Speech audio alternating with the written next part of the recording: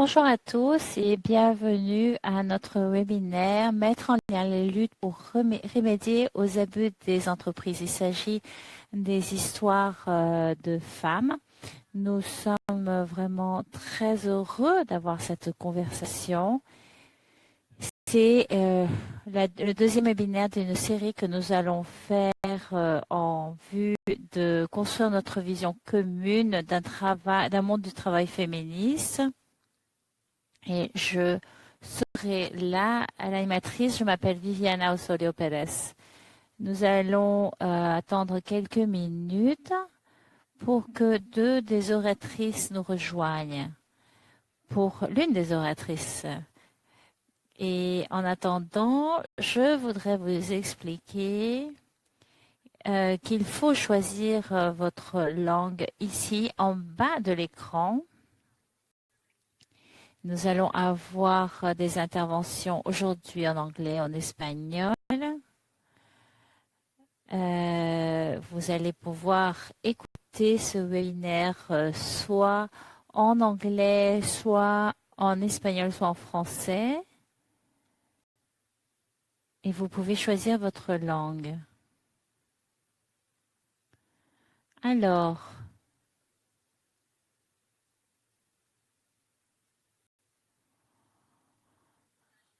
je pense que nous pouvons commencer à présent. Merci à tous de nous rejoindre aujourd'hui.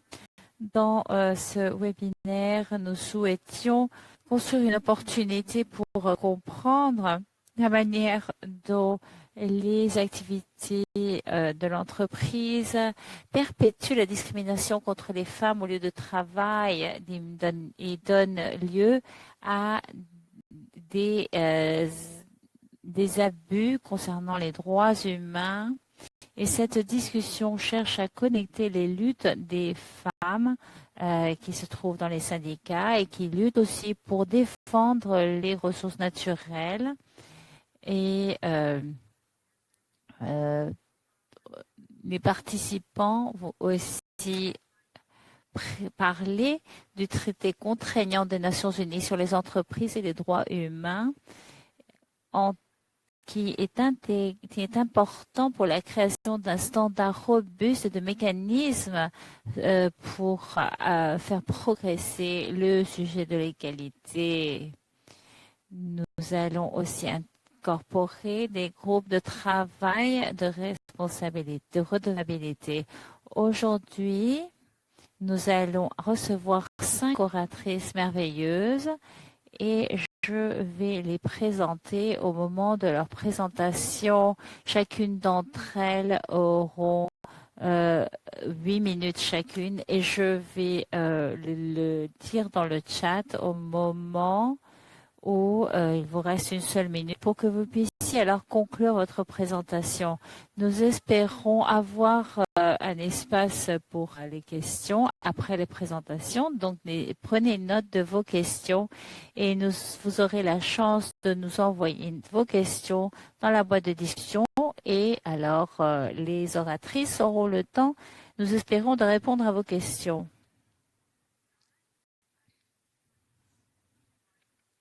Et pour commencer, je voudrais inviter Mehwish Laghari. Mehwish fait partie du Pakistan Fisher Folk Forum FFF. Il s'agit d'une femme très forte, leader entre ses pairs. Il s'agit d'un forum qui cherche à défendre les droits des pêcheurs au Pakistan. Alors, merci Mehwish d'avoir accepté notre invitation.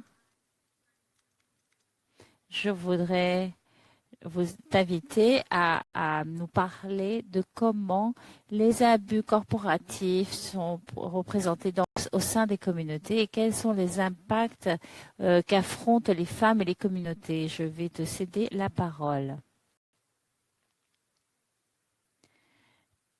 Merci de me donner la chance de vous parler.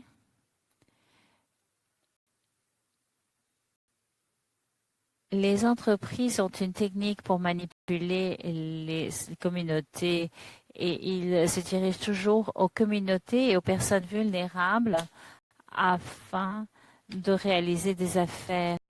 Les communautés de pêcheurs ont déjà beaucoup de mal à s'en sortir avec les droits fondamentaux et donc les entreprises ciblent ces communautés et installent des industries, des usines.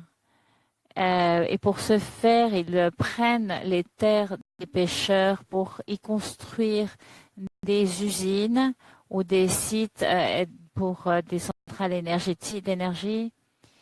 Et les entreprises prennent les prennent donc les gens de la communauté et payent des salaires journaliers très très bas en disant que comme ces gens-là ne sont pas éduqués, ils ne méritent pas de recevoir un travail un peu plus sophistiqué ou de leur payer davantage. Et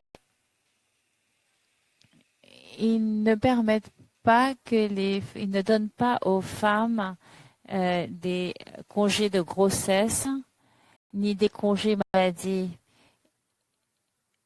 Si une femme ne revient pas travailler pendant 1 ou 2 jours et elle est renvoyée, donc les entreprises capturent les terres qui se trouvent près de l'océan, près des îles, et les entreprises aussi, puisque c'est très facile de... alors, ce qui se passe, c'est qu'alors, il est très difficile de pêcher parce que les déchets des entreprises sont aussi lancés à la mer et cela détruit donc les moyens de se gagner la vie des pêcheurs. Et après, il faut aussi tenir compte d'autres pays qui ne reçoivent alors pas le droit de pêcher dans les eaux du Pakistan, n'ont pas le droit de pêcher. Et les conditions des pêcheurs et les moyens de subsistance sont très mauvaises. Ils ne reçoivent pas assez d'argent pour leur travail. Et aussi, ceci a aussi un impact sur les femmes, mais aussi sur l'environnement. Si developed country, it's a developing country, and Parce que le Pakistan, beaucoup de choses ne font pas partie du canal correct. Et donc, lorsque ils sont en train de créer leur centrale, il y a eu des villages déplacés pour les activités minières et les productions de charbon aussi. Donc personne ne leur demande pourquoi ils sont là, parce qu'il est très facile de manipuler la volonté des communautés.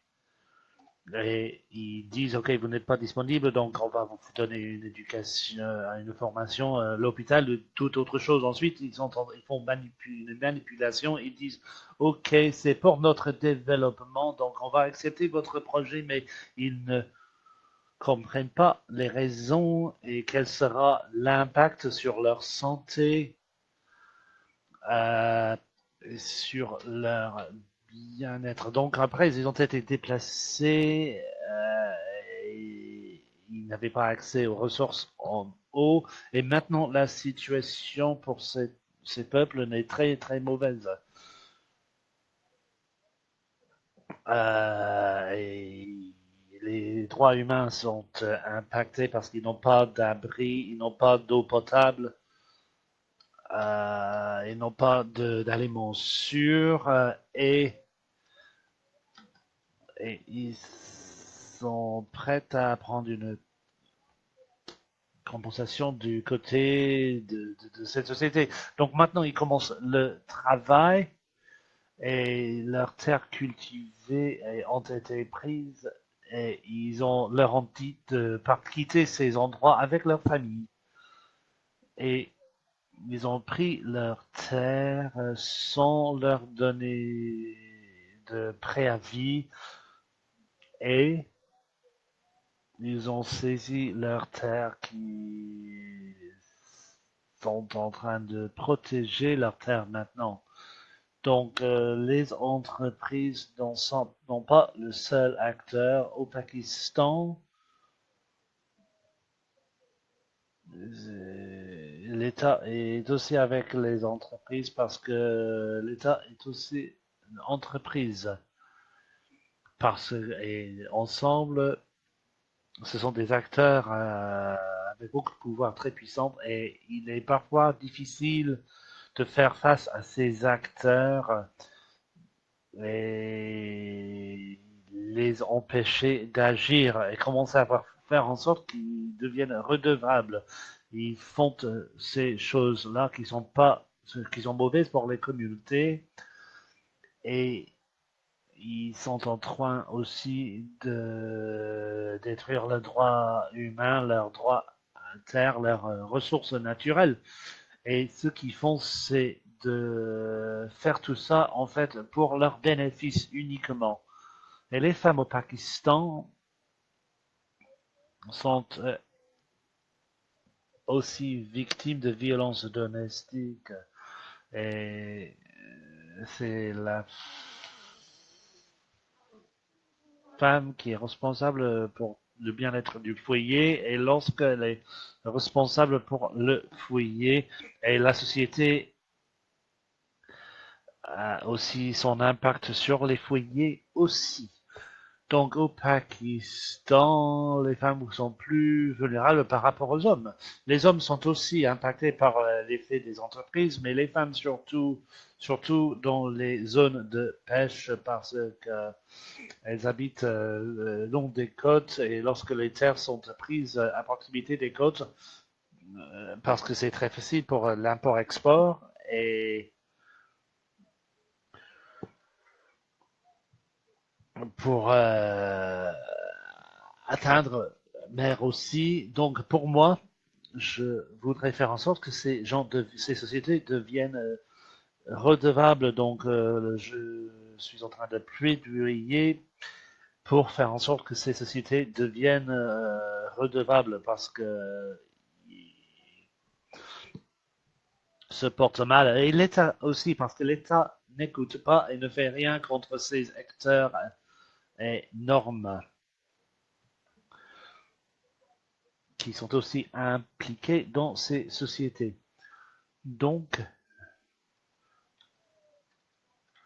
je conseille que ce traité, c'est très bien en fait pour plaidoyer pour une redevabilité de ces entreprises et il nous faut un mouvement fort, une lutte forte pour arrêter cet abus des entreprises et aussi les droits humains. Et parce que ça attaque aussi les droits humains dans l'environnement.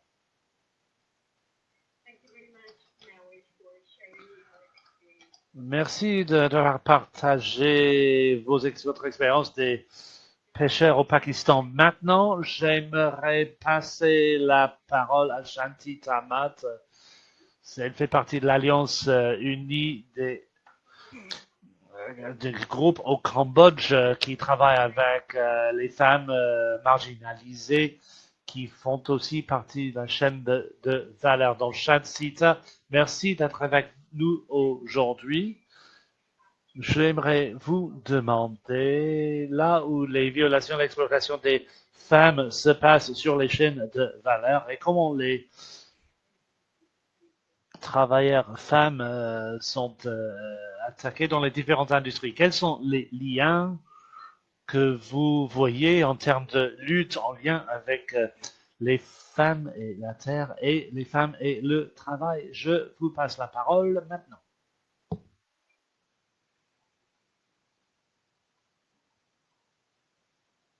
Merci Viviana. En termes des chaînes de valeur et où se situent les violations, les exploitations, j'aimerais parler de l'industrie textile. Je pense que ces industries sont axées sur l'export et j'aimerais parler des conditions, de la manière dont ces entreprises travaillent et dans quel contexte ces entreprises travaillent en lien surtout avec l'investissement depuis l'étranger. Et on peut dire que basé sur ces investissements et dans ce contexte pour pour encourager les investissements, pour les encourager à investir dans notre pays.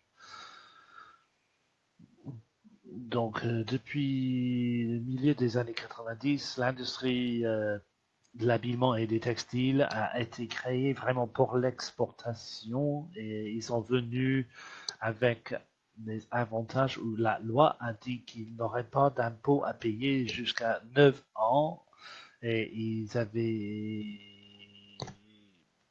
des autorisations d'importation, surtout des matériaux dont ils avaient besoin pour l'industrie. Et aussi, en termes d'exportation, ils peuvent aussi faire venir les citoyens étrangers pour le travail, mais aussi ils pouvaient utiliser la terre en termes de terre économique jusqu'à 50 ans. Auparavant, c'était 99 ans, mais maintenant basé sur la manière dont cela était considéré par les sociétés étrangères et la taille des terres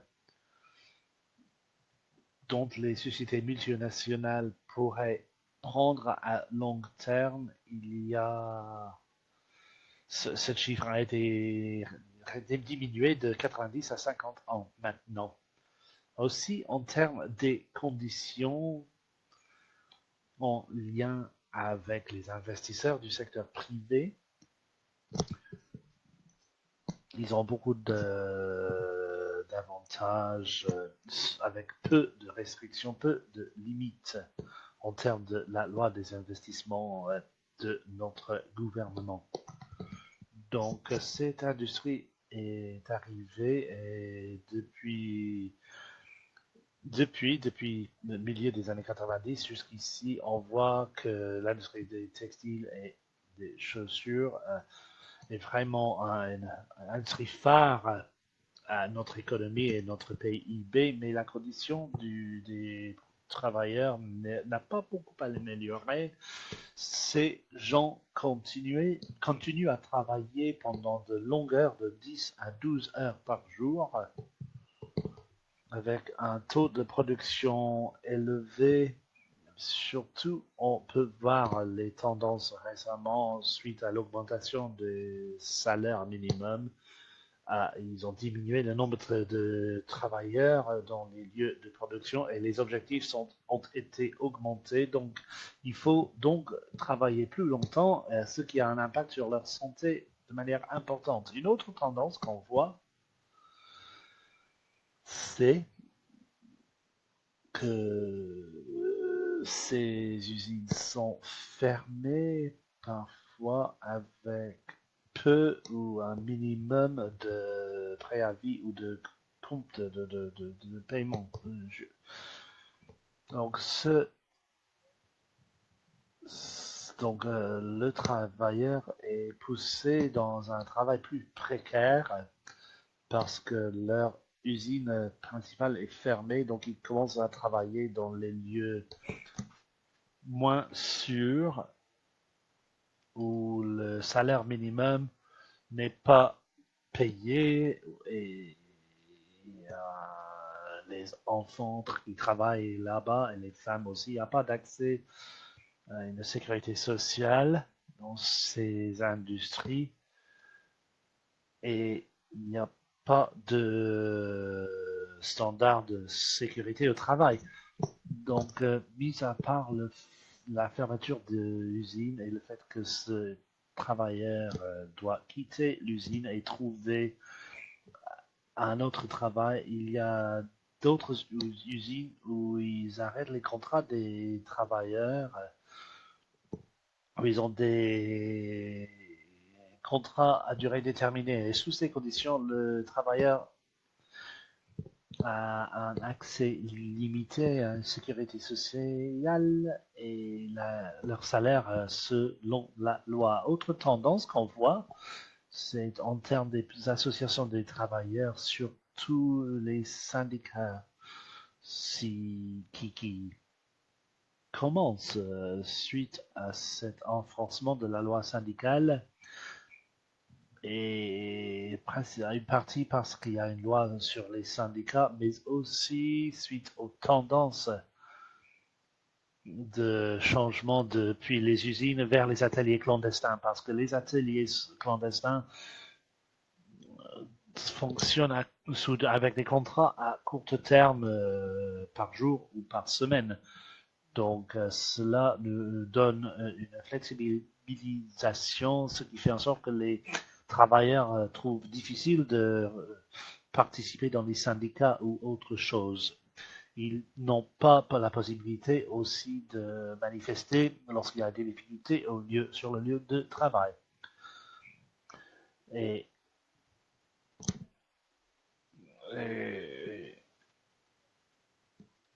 litiges doivent être faits de manière collective et les professionnels doivent organiser ces activités en collectivité. Donc, comment les travailleurs peuvent faire face à ces abus? Je pense que l'une des choses clés qu'on peut faire, basée sur notre expérience, c'est le fait que les travailleurs doivent venir et faire une analyse critique de l'exploitation et les abus sur le lieu de travail, comment ces choses se produisent. Est-ce que cela se passe parce que cela se passe tout simplement, ou est-ce que les employeurs disent qu'il n'y a pas de travail pour eux, ou est-ce que c'est systémique, est-ce que c'est systémique en termes de pratique pour les exploiter de manière spécifique. En faisant ces analyses, ils doivent se demander en termes de pratique pour faire une contribution à l'exploitation des femmes, surtout les travailleurs pour se mettre ensemble de manière collective pour lancer le défi contre ces structures. Donc, basé sur notre expérience, lorsque les professionnels commencent à critiquer leurs conditions de manière collective avec des preuves parce qu'ils ont noté les violences et ils poussent pour une redevabilité à différents niveaux, au niveau des usines, au niveau de l'industrie ou au niveau du gouvernement aussi, ou même au niveau de la société dans notre contexte, par exemple en France. En termes de questions, en termes de liens en termes des luttes par rapport aux femmes et la terre, et les femmes au travail, puisque nous travaillons non seulement en termes de notre alliance, mais on fait aussi partie du réseau là où on travaille pour faire les liens avec les communautés de pêche, des forêts, des communautés sans terre aussi. On peut voir ces entreprises, les entreprises de manière systémique. Comment on voit ça? On voit ça parce que lorsque ces politiques macroéconomiques sont renforcées, surtout à travers les accords de commerce, il y a une élimination des réglementations de notre politique nationale pour répondre et encourager les investisseurs et les sociétés, mais aussi pour globaliser les produits. Et quand nous parlons de globalisation, il nous faut alors mettre en question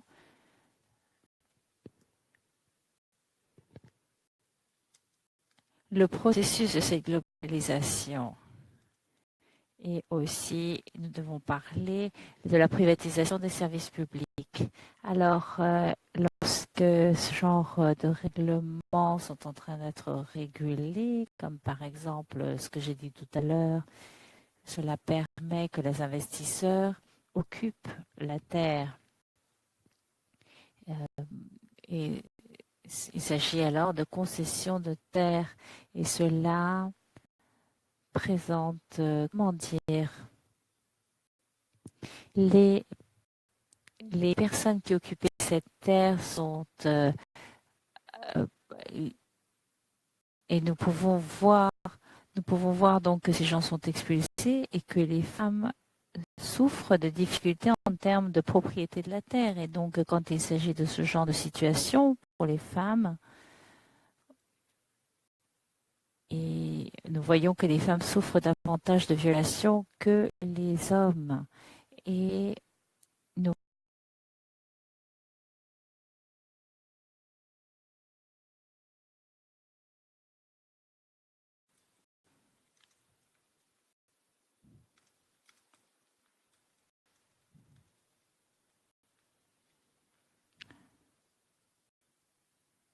Allô?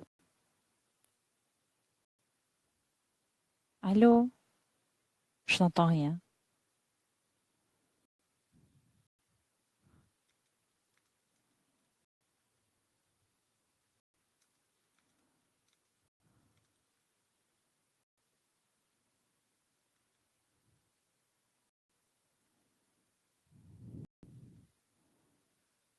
Allô?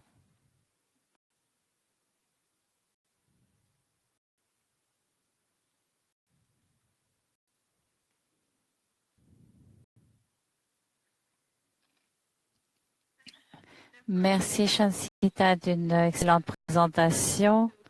Et jusqu'ici, nous avons entendu comment les États et les entreprises s'occupent de flexibiliser les cadres juridiques et cela crée des conditions pour endommager l'environnement et pour expulser les gens et des terres sans avoir de conséquences. Avant de donner la parole à Toribia qui a quelques problèmes avec sa connexion, je voudrais donner la bienvenue à Elisabeth Kariuki qui vient de la Commission des droits humains du Kenya. Et comme elle le dit souvent, il y a un traité contraignant des Nations Unies qui est en train de se négocier à présent et cela pourrait représenter une grande opportunité pour arriver à renforcer les responsabilités des États et des entreprises.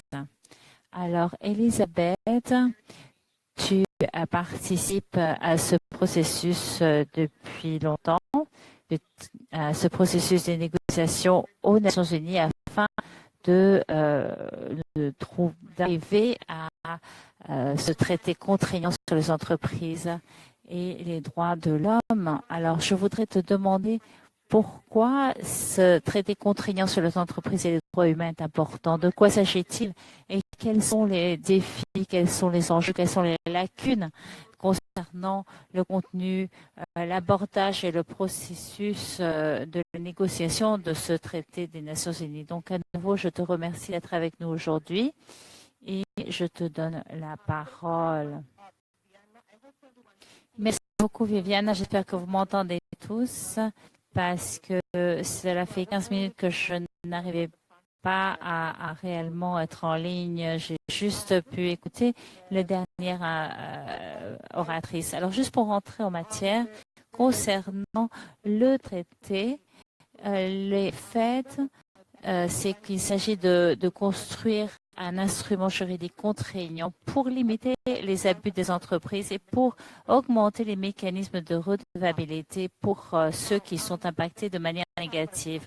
Le traité couvre une série de problèmes, entre autres les victimes, leur habilité juridique, l'assistance juridique, la prévention, la juridiction, entre beaucoup d'autres.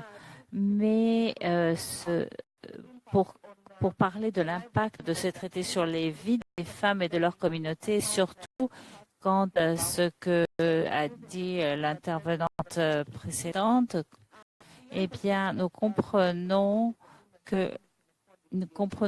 les problèmes des violations des droits humains et aussi en vision des inégalités de salaire et de la justice. Mais l'approche libérale des modèles juridiques que nous avons promet la croissance et le progrès. Mais de la même manière, cela donne des priorités aux entreprises et concentre la richesse dans les mains de l'élite globale. Une approche féministe est donc très importante au moment de négocier ce traité parce que cela nous aiderait à présenter un défi à ce modèle de néolibéralisme et en faveur de la justice. Et juste en jetant un coup d'œil au traité et aux dispositions qui pourraient permettre de faire progresser les thèmes importants pour les femmes et surtout les problèmes systémiques dont les femmes souffrent, et demander que ce traité soit un potentiel d'affronter ces défis et que cela contribue à améliorer les inégalités et aussi à réguler l'extraction massive de ressources. Et cela pourrait alors mettre fin à des dizaines d'années d'abus et donner de la justice aux communautés touchées. Je voudrais juste vous montrer l'ébauche qui a été présentée l'année dernière. Je voudrais parler de deux parties. Si nous parlons de l'ébauche, nous avons parlé de prévention. Cela a souligné l'importance de la consultation. Cela touche des groupes qui donnent une attention spéciale à ceux qui font face à des violations importantes. Et cela aussi inclut des femmes entre les groupes de personnes qui souffrent de ce genre de risque. Et cela aussi adresse les impacts de certaines activités. Cela donne une attention spéciale à ceux qui sont en risque de violer les droits humains dans leurs activités, dans leurs opérations. Cela doit aussi inclure une disposition pour les zones touchées par le conflit et une attention aussi aux violations sexuelles. Maintenant, je voudrais parler de l'ébauche que nous discutons et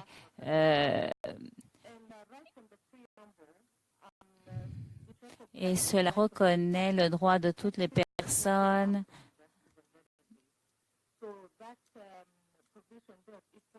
et cet accès égal couvre tous les groupes vulnérables. Cela reconnaît aussi l'impact. Non, c'est impossible de suivre l'oratrice. Je suis vraiment désolée, mais elle parle tellement vite qu'il est impossible d'interpréter ce qu'elle dit. Nous lui demandons constamment de parler plus lentement. Alors, on parle du préambule de l'ébauche. Quand nous parlons des droits des victimes, j'ai souligné l'article 4, section 13, qui reconnaît l'accès à la justice. Cela est très important parce que souvent, les femmes souffrent d'un accès à la justice. Cela les a empêchées d'avoir accès aux remèdes. Cet article dit que cela permet d'aider les victimes à... Je suis désolée, c'est vraiment impossible de traduire pour madame. Et cela est très important, surtout pour les femmes. L'article 4 L'article 15 parle des droits. Non, je suis vraiment désolée, mais c'est impossible d'interpréter pour Madame Kariuki.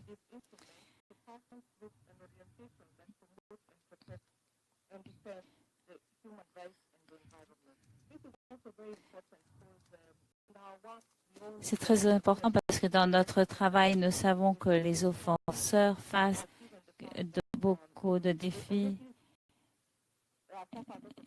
Ils souffrent de beaucoup de défis et après défendre les droits humains les expose à d'autres violations. Donc c'est très important. Cet article est très important.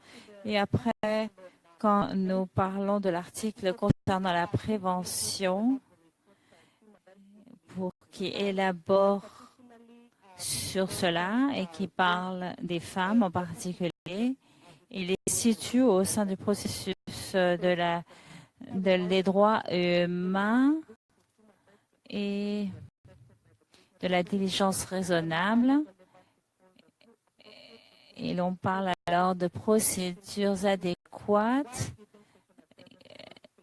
et de donner l'attention importante à ceux qui font face à de gros risques. Les personnes qui souffrent de risques élevés, donc les processus de diligence raisonnable doivent être sensibles aux besoins de ce groupe de personnes. Et l'ébauche du mois de juillet crée aussi un fonds international pour les victimes.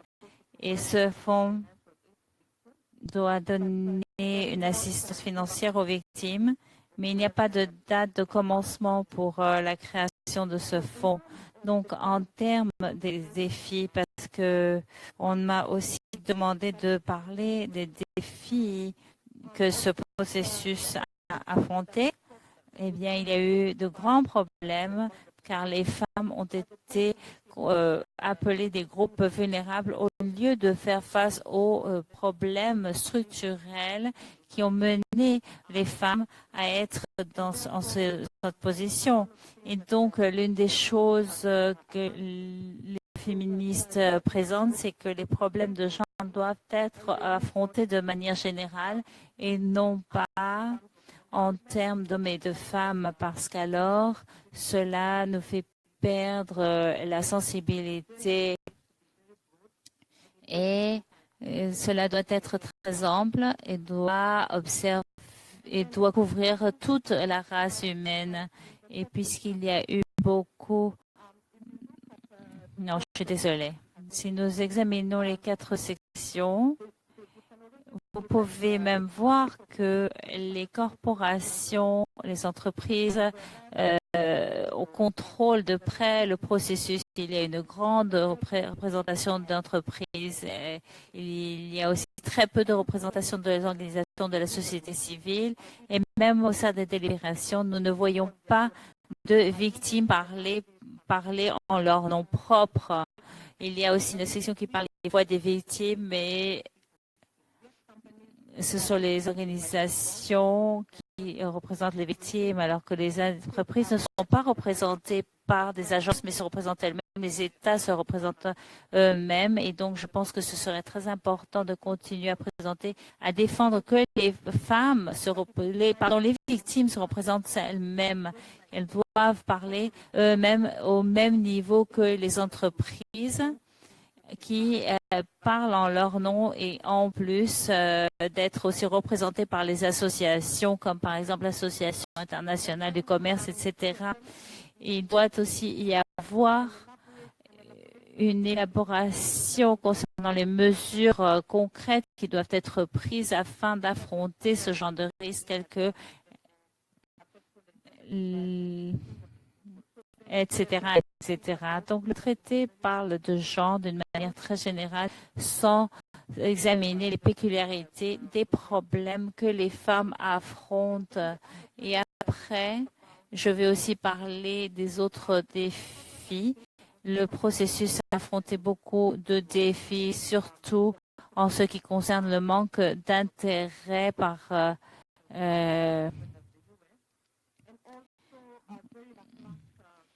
et aussi une une participation des pays africains. Et je me souviens quand la délégation kenyane a participé à ce genre de négociation pendant toute la semaine de la négociation.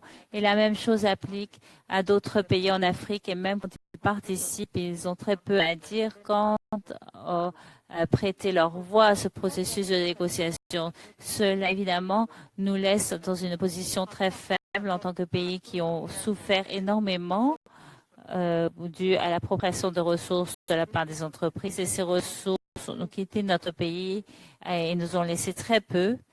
Et nous continuons alors à souffrir les défis d'un manque de représentation. Et je ne sais pas si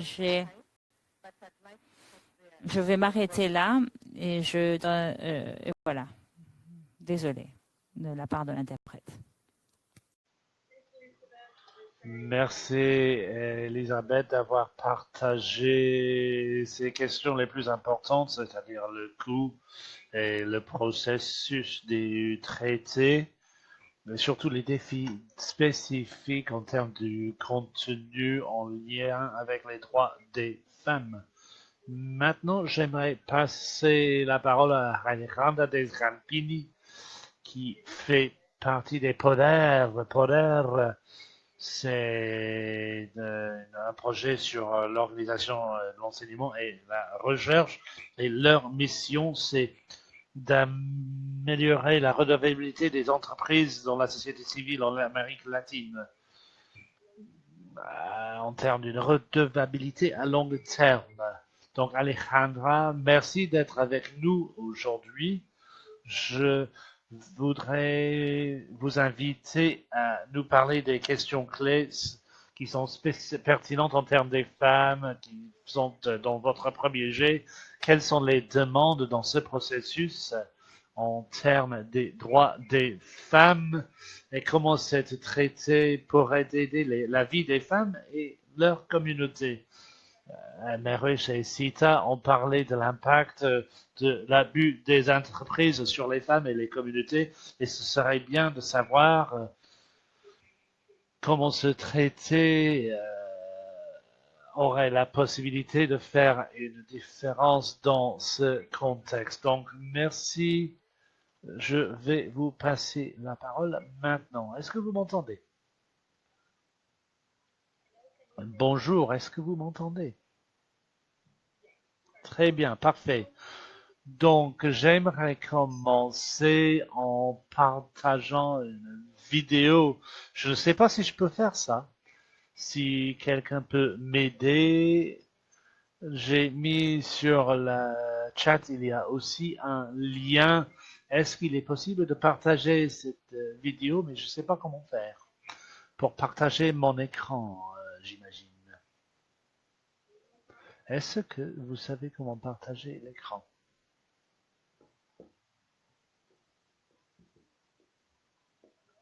Bonjour, est-ce que vous savez comment partager l'écran?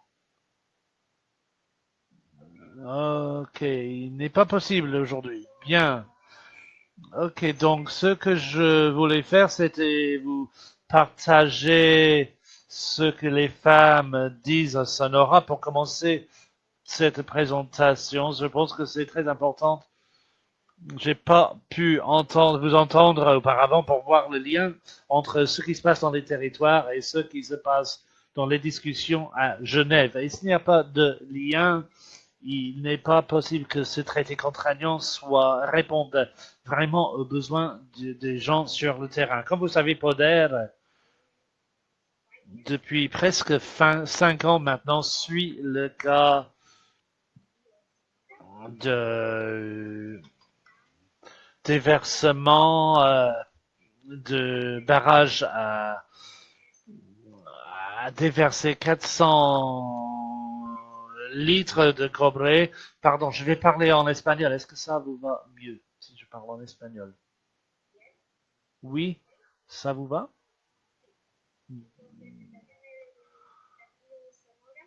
Ok, je parlais de la rivière Sonora. Il y a eu un déversement et cette rivière à Mexique a eu son impact sur plus de 300 000 personnes dans les communautés. Cela s'est produite il y a 3 ans. Les communautés poursuivent toujours des réparations.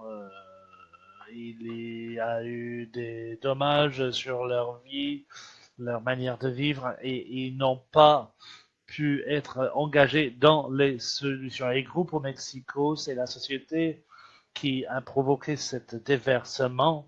Et il y a beaucoup d'histoires comme ça à travers cette région. On a entendu récemment un avocat à Guatemala environnementaliste qui a été tué parce qu'elle avait porté plainte contre la corruption et elle était engagée dans la communauté qui renforçait les communautés aussi. Récemment, j'ai fait partie d'une consultation sur les droits humains de notre 4e région avec plus de 300 représentants des communautés et des communautés indigènes aussi qui portaient plainte et demandaient un processus de consultation. Et comme vous avez vu, cela n'est pas partie du traité contraignant. Je cherchais à vous dire que ça, c'est la raison pour laquelle il nous faut cette traité contraignante. En termes de ces histoires, nous avons des avocats, il y a une violence et il y a des femmes qui cherchent justice et il n'y a pas eu de réparation. Et c'est pour cette raison que ces histoires sont au cœur de cette discussion sur une traité contraignante.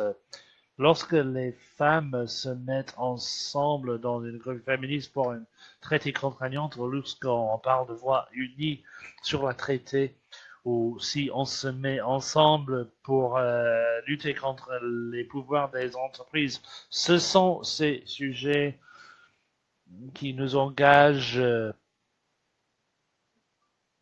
avec un consentement, un plaidoyer pour les droits humains, pour le respect des territoires, de consultation, une consultation libre, un engagement doit être important avec un accès aux tests, mais aussi on voudrait que cela soit répandu dans cette traité contraignante, non seulement rajouter les femmes et les mettre ensemble et c'est tout.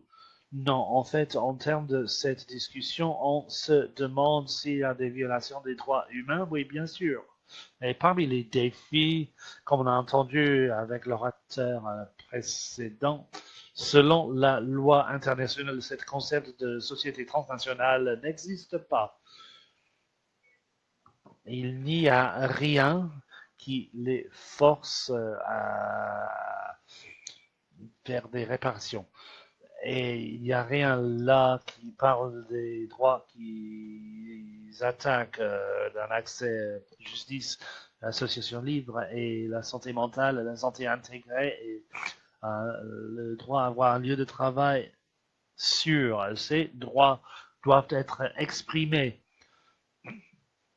Et qui va contre ces droits humains, c'est les sociétés qui appartiennent aux États et les États. Qui sont les victimes? Ah, comme certains d'entre nous, je ne vais parler de victimes, mais je vais parler de cibles. Qui sont les cibles de ces sociétés? Principalement, c'est les femmes, l'environnement du travail. Ce sont un travail précaire. Ils travaillent en équipe, ces femmes sont déplacées de leur territoire aussi, donc il y a une série de preuves dans ces espaces. Donc, nous ne parlons pas seulement des victimes, nous ne parlons pas seulement d'un accès à la justice et réparation, mais souvenez-vous qu'il y a aussi des preuves qui montrent que dans la chaîne de production globale, si on suit cette chaîne, il y a différents moments où les droits humains et tout autre droits sont aussi violés. Et on doit être forte en termes de demander à ce que les parties prenantes économiques doivent être montrées. parce que souvent ces sociétés qui agissent sur nos territoires sont siégées ailleurs. Et c'est pour cette raison que notre défi, c'est d'inclure l'extraterritorialité et les sociétés multinationales doivent être considérées comme redevables bien que leur siège ne soit pas basé dans le pays où ils agissent. Le traité contraignant des Nations Unies, c'est un traité historique, c'est un événement qui ne pourrait que se produire qu'une seule fois, parce que c'est la première fois qu'on trouve le moyen de faire en sorte que les sociétés transnationales soient redevables. Depuis la première fois, cela couvre une nouvelle juridiction de jurisprudence à Genève, où ils n'ont pas l'habitude d'entendre parler des droits économiques, sociaux et culturels. Et les autres parties prenantes ne sont pas, peut-être pas les mêmes dont on a besoin au niveau national ou régional à New York pour parler du DESC sur la déclaration sur les peuples indigènes ou pour parler de toute violence sur le lieu de travail comme proposé par l'OMS. Oh, c'est pour cette raison que les féministes essaient de nommer les représentants avec un niveau d'activisme aussi, parce que cela doit être inclus dans les droits des femmes. Cela fait partie aussi du processus de l'emprise des entreprises. Ils ont repris le processus aussi et les parties prenantes prennent leur place contre les femmes. Et l'accord de partenariat avec les Nations Unies, avec le Forum économique mondial. Et maintenant, on sait que le secteur privé a un instrument pour avoir son mot à dire sur le développement de manière plus claire et on peut continuer à pousser ce secteur privé qui est une partie importante dans la croissance et la citoyenneté. Les groupes des femmes, pour cette traité contraignante, j'essaie de chercher le texte depuis quelques mois.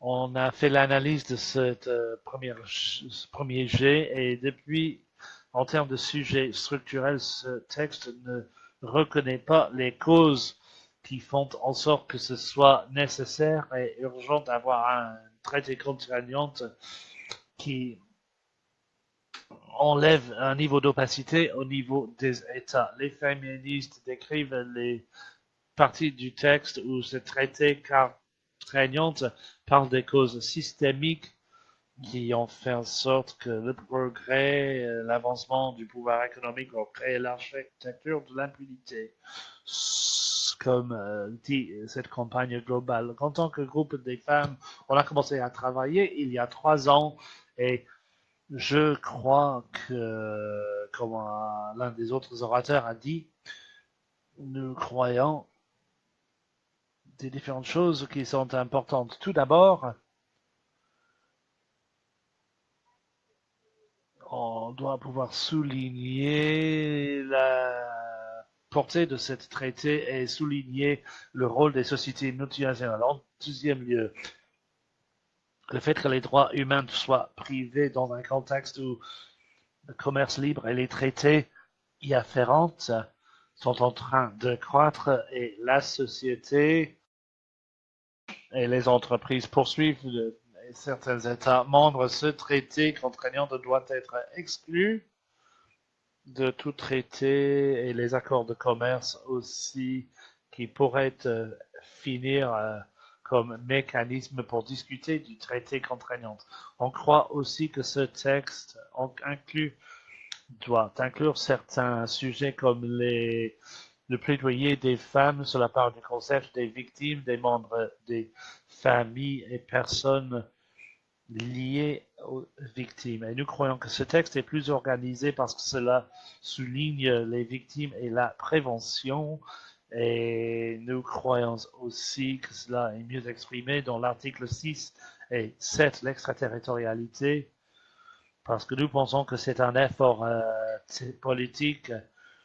de faire en sorte que cet instrument soit quelque chose de plus robuste. Nous ne voulons pas en finir avec un langage propre où nous parlons des principes sous-jacents ou les principes de l'OCDE, mais cette consultation aura lieu à Ecuador et c'est là où les consultations auront lieu. Et nous allons aller à cette réunion avec des idées nouvelles et en croyant que le rôle du plaidoyer devrait être décrit de manière claire en termes des mécanismes aussi, en termes de genre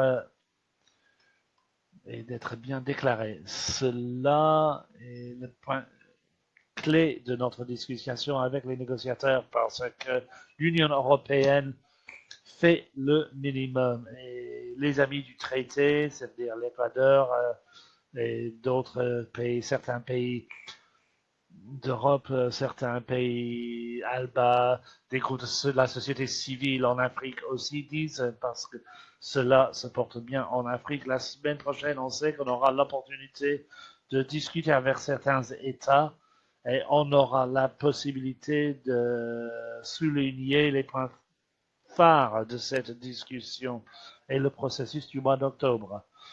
Nous voulons vraiment devenir un lieu où les féministes et les femmes impliquées, les femmes plaidoyer, impliquées dans ces organisations auront leur engagement actif et leur rôle actif. Nous sommes aussi préoccupés comme Sonora, comme je voulais vous montrer dans cette vidéo, on va bien définir les relations contractuelles parce que ça c'est vraiment difficile parce que les communautés qui travaillent là-bas il est difficile parfois de montrer des preuves des relations contractuelles pour définir les relations commerciales pour faire en sorte que ce processus soit rendu plus facile, non seulement en termes de justice, mais aussi pour une demande d'amélioration de mécanismes administratifs pour faire en sorte que ceux qui font appel, qui pointent du doigt la corruption et portent plainte de violation des droits humains voudraient avoir besoin d'une protection. On doit aussi parler de prévention aussi. Il y a beaucoup de cas, beaucoup d'explications aussi.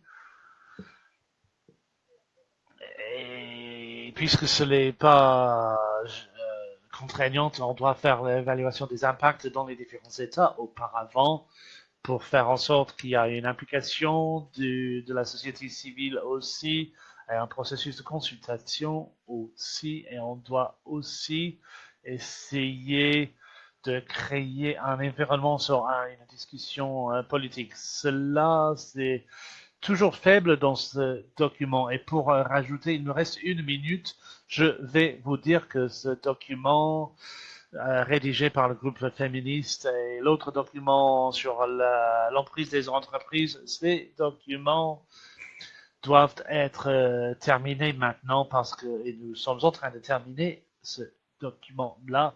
Et si vous allez à Genève, comme moi je vais faire, ou si vous êtes autre part, il y a différents endroits où vous pouvez participer et nous pouvons se mettre en contact avec nos États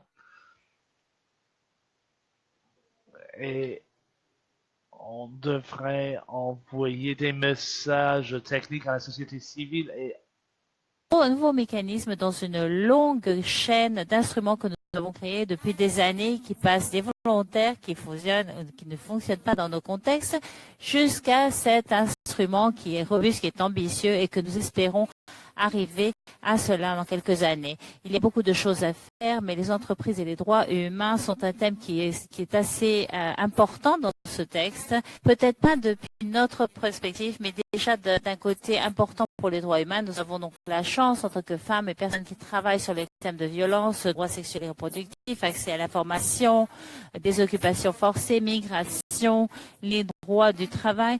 Il y a encore donc beaucoup de choses à travailler tous ensemble et cela peut nous mener au-delà du traité contraignant à un espace où nous pouvons travailler sur les politiques afin de aussi créer des alternatives. Donc, je vous invite non seulement à considérer ce traité contraignant comme un instrument qui a une capacité juridique de fonctionner à Genève, mais que cela nous serve en tant qu'excuse pour nous réunir sur une plateforme pour affronter les pouvoirs des entreprises du site où nous sommes et à partir de notre champ ou de notre domaine d'expertise. Je suis donc ici pour répondre à toutes vos questions. Merci. Merci Alejandra. Je vais continuer en espagnol moi aussi. Et je te remercie, Alejandra, de ta présentation. Je pense que le panorama que tu présentes, le panorama politique, les défis, et aussi comment nous pouvons participer en tant que mouvement ou en tant que lutte, comment nous pouvons nous articuler sur ce document. Toutes les personnes qui s'intéressent donc à cela, c'est très utile. Et en effet, il reste encore beaucoup de défis auxquels il faut participer, surtout pour que ce traité réponde effectivement aux besoins des communautés qui sont touchées par les abus des entreprises, et en particulier les femmes. Je voudrais maintenant inviter vos questions pour nos présentatrices, pour Merwish, pour Chancita, pour Alejandra et pour toutes les autres. Je vous invite à écrire vos questions dans la boîte de discussion. En attendant, je voudrais aussi vous dire quelques mots concernant l'avenir. Tout d'abord, le réseau DESC est en train de promouvoir la campagne de la grève mondiale des femmes. Je suis en train de vous envoyer le lien sur la boîte de discussion et l'objectif, c'est que le 8 mars de l'année prochaine, nous faisions une grève pour communiquer au monde que sans les femmes, le monde s'arrête, le monde ne peut pas avancer. Alors, je vous invite à visiter le lien, à examiner cette campagne et à vous unir. Nous allons commencer à lancer des communications concernant la campagne et je souhaitais également vous rappeler, enfin vous inviter plutôt pour le lundi 30 septembre à un nouveau webinaire qui aura aussi lieu sur le thème des abus aux entreprises, mais qui sera centré sur les abus au sein des communautés. Cela va être fait par le groupe de travail concernant la transparence des entreprises et il est lié de près au sujet que nous traitons. Donc, je vous invite à toutes. Et je voulais aussi vous parler des applications que nous allons recevoir pour participer à une réunion de stratégie concernant les litiges des femmes et des terres, en termes de femmes et terres. Et vous pouvez donc vous communiquer avec Fernando, qui est le coordinateur du groupe de litiges stratégiques, ou même avec moi. Je vais aussi ajouter nos adresses mail. Et au cas où cela vous intéresse, n'hésitez pas à nous envoyer vos cas pour les étudier. Et nous allons voir s'il y a des questions. On a demandé si nous allons circuler la vidéo de ce webinaire et la réponse est que oui, nous allons le faire. Il sera disponible en 4 langues puisque ce webinaire est interprété en anglais, en espagnol, en arabe et en français. Nous allons distribuer cette vidéo pour que vous puissiez l'utiliser en tant qu'outil pédagogique au sein de vos organisations et de vos mouvements et pour que vous puissiez en parler entre vous et débattre ces différents sujets. Nous allons voir Christine qui nous demande. Christine dit, nous savons que les connaissances traditionnelles est un outil très important pour conserver l'environnement et cela cela favorise un échange en des ressources génétiques. L'interaction entre la connaissance et la pratique traditionnelle a été érodée par cette capture de la part des entreprises et par également les expulsions des communautés et leur déplacement ainsi que par la déconnexion avec leur terre ancestrale. Et Et cela est lié à ce traité. Est-ce que l'une des oratrices voudrait participer ou répondre à cette question?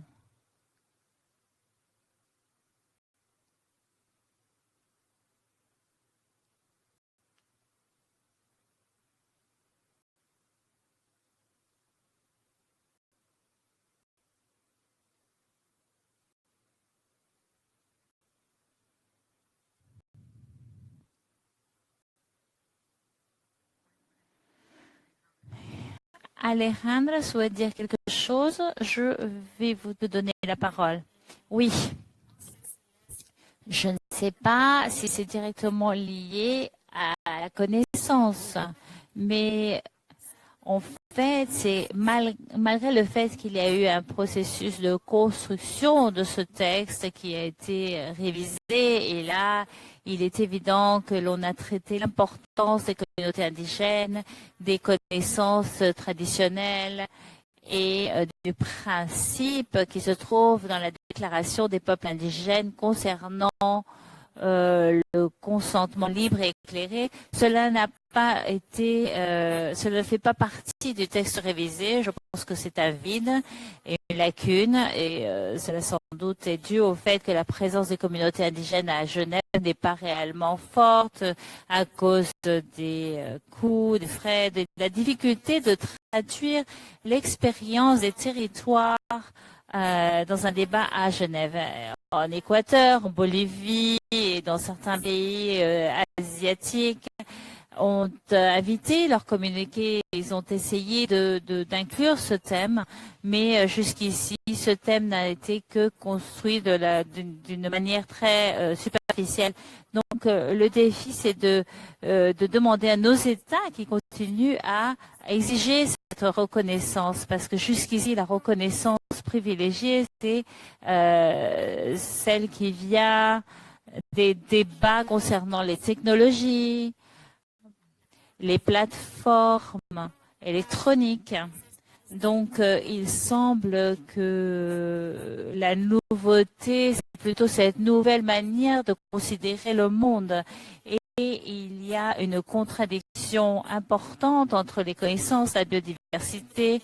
Je pense que c'est l'une des choses qui nous manque, de pouvoir construire un dialogue ou une plateforme ou un traité qui répondent réellement à ce qui a lieu dans ces territoires, sans oublier ce qui a lieu dans toutes nos régions concernant ces peuples et leurs connaissances traditionnelles. On peut parler, par exemple, on pourrait aussi bien parler, par exemple, des debate en otras esferas de las Naciones Unidas, existen convenciones sobre la biodiversidad, pero esto no dialoga con lo que está pasando en Ginebra. Entonces la invitación es... En termes de biodiversité, mais cela n'a rien à voir avec ce qui se passe à Genève. En termes du traité contraignant à Genève, cela devrait inclure ce sujet. Par exemple, je porte ce t-shirt qui dit que les brevets tuent. Il y a un autre groupe qui parle des médicaments, des produits génériques, d'une biodiversité. Et cela était bien un sujet important, surtout pour les sociétés qui rachètent des connaissances traditionnelles. Donc, je vous invite à lire ce document pour nous donner vos idées sur les mécanismes des droits humains et quels articles, quelles sections du traité peuvent être utilisées. C'est la seule manière de montrer, parce qu'il faut leur montrer que les mécanismes des droits humains devraient être utilisés, on devrait tous être actifs dans ce sujet. Merci Alejandra. Donc, je vais passer la parole maintenant à notre... Ok, oui, j'aimerais dire que je suis d'accord avec ce qu'Alexandra vient de dire. C'est une chose qui, nous les peuples indigènes, tiennent à cœur, mais qui ne fait pas partie des négociations. C'est vraiment dommage parce que nos lois domestiques manquent de qualité lorsqu'on parle de sujets de, par exemple, une compensation pour les communautés. Les sujets où les ressources naturelles sont concernées, même pour les actifs tangibles comme la terre, les structures physiques comme les maisons et d'autres structures. Pour avoir un cadre juridique qui les compense pour ces choses-là. Mais des actifs comme une connaissance traditionnelle deviennent beaucoup plus difficiles. Donc souvent, on trouve que les communautés, les peuples indigènes ne sont pas protégés sous la loi domestique par rapport aux accès à leurs connaissances traditionnelles. Et donc, on a la possibilité de collectionner ou d'améliorer leur bien-être économique avec leurs connaissances traditionnelles. Donc, il est bien dommage que cela ne fasse partie des discussions. Mais ce serait une bonne chose pour ceux qui travaillent avec les peuples indigènes de parler de manière plus forte sur ce sujet en particulier. Merci, Elisabeth. Très bien, et je pense qu'il ne nous reste plus beaucoup de temps.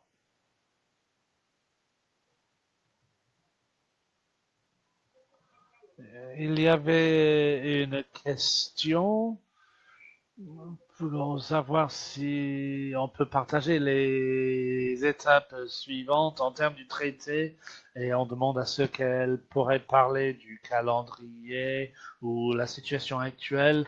Est-ce que vous pouvez nous parler, Alejandra, avant de terminer?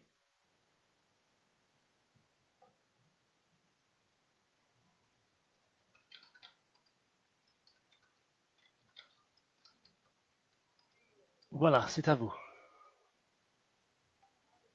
Je m'excuse, je parle beaucoup. Aujourd'hui,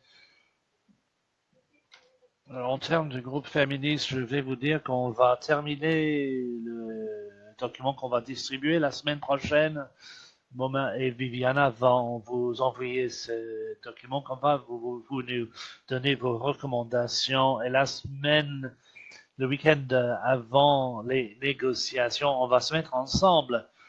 Donc, on va se réunir à Genève le 14 octobre. On aura la réunion stratégique le 11 octobre pour éliminer le pouvoir des entreprises. Va se réunir le 12 octobre à l'extérieur de Genève avec différentes protestations par différentes personnes. On aura un panel à Genève. Et nous espérons qu'on pourra faire suivre des messages. On a notre page Facebook et notre mot dièse, Moma et Viviana peuvent vous faire suivre ces informations. Et dans la réunion stratégique, on attend aussi à créer les étapes à suivre après Genève pour trouver la manière de parler du pouvoir des entreprises. Bien sûr, si d'autres groupes veulent nous rejoindre, il y a des principes à suivre. Il faut respecter certains codes, mais c'est un groupe ouvert. C'est un groupe féministe pour le traité contraignant. Lona et Viviana peuvent vous envoyer des informations sur nous, à propos de nous aussi. Merci Alejandra. Bien sûr, on va partager d'autres informations avec vous sur ce processus. Je voudrais vous remercier les orateurs aujourd'hui. J'aimerais remercier tout le monde qui a participé à l'appel, tous les membres du réseau. J'aimerais remercier les participants et les interprètes. Et je voudrais vous inviter à notre webinaire sur la protection sociale et l'accès aux informations gratuites qui aura lieu la dernière semaine du mois d'octobre. Et on va vous envoyer d'autres informations dans les semaines à venir. Merci beaucoup tout le monde pour votre engagement et on va vous parler bientôt.